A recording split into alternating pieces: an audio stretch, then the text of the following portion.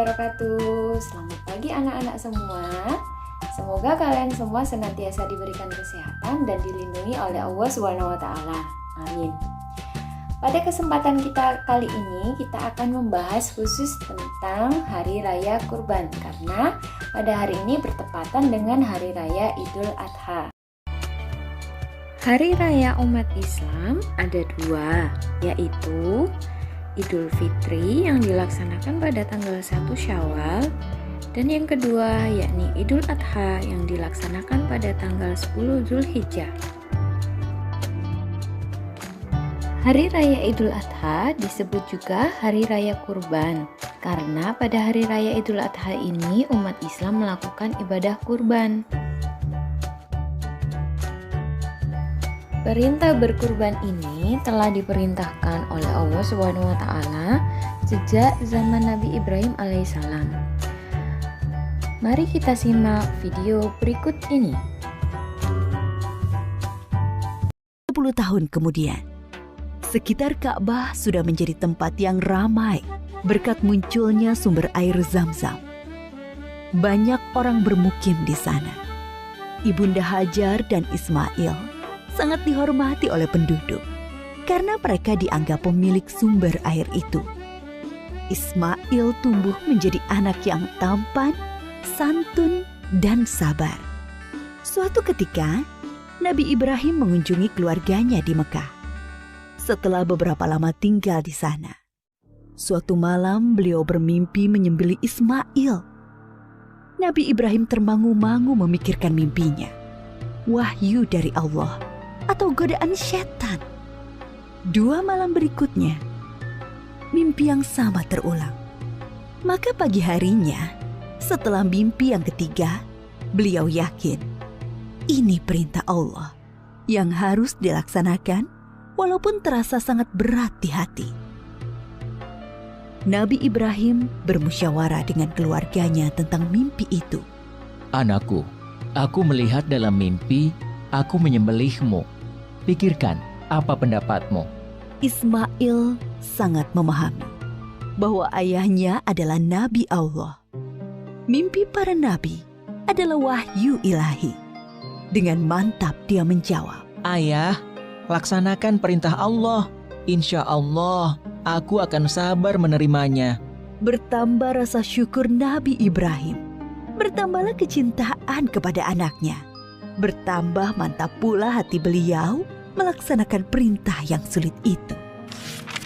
Berangkatlah Nabi Ibrahim dan Ismail menuju Mina, tempat penyembelihan. Sepanjang jalan, iblis menggoda mereka agar mengurungkan niat pengorbanan Ismail. Ibrahim, dasar ayah tidak punya perasaan. Anak sendiri mau disembelih. Ingat, kau berdoa puluhan tahun meminta anak. Allah sudah memberimu anak yang soleh. Sekarang kau mau sembelih, ha? Nabi Ibrahim mengambil kerikil-kerikil dan melempari iblis.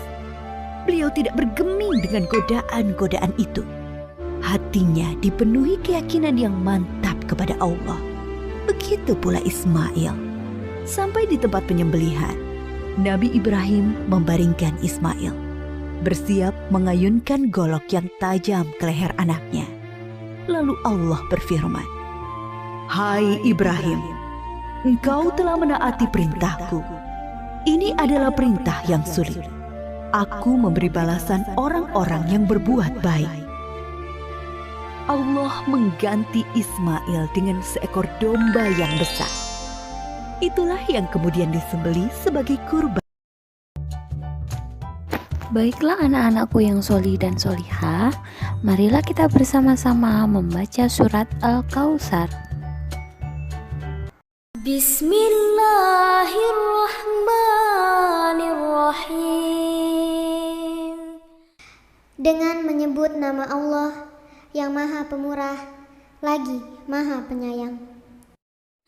Inna a'tainakal kautsar. Sesungguhnya kami telah memberikan kepadamu nikmat yang banyak. Fasalli li rabbika wanhar. Maka dirikanlah sholat karena Tuhanmu, dan berkorbanlah. Inna syani'aka huwal abtar.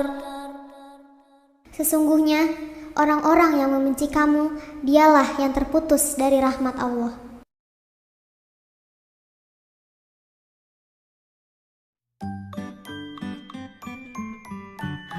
Pesan yang terkandung dalam surat Al-Kautsar tadi adalah kita harus selalu bersyukur atas segala nikmat yang Allah SWT berikan dengan cara sholat dan berkurban.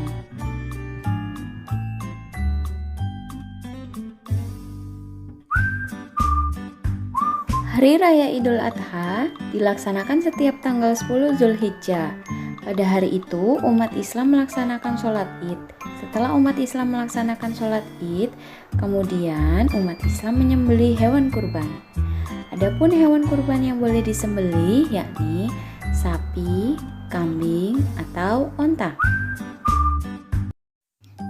Adapun pelaksanaan ibadah kurban ini adalah pada tanggal 10 Zulhijjah atau disebut juga hari nahar, tepat pada hari raya Idul Adha, atau boleh juga dilaksanakan pada hari tasyrik, yakni pada tanggal 11, 12, 13 Zulhijjah.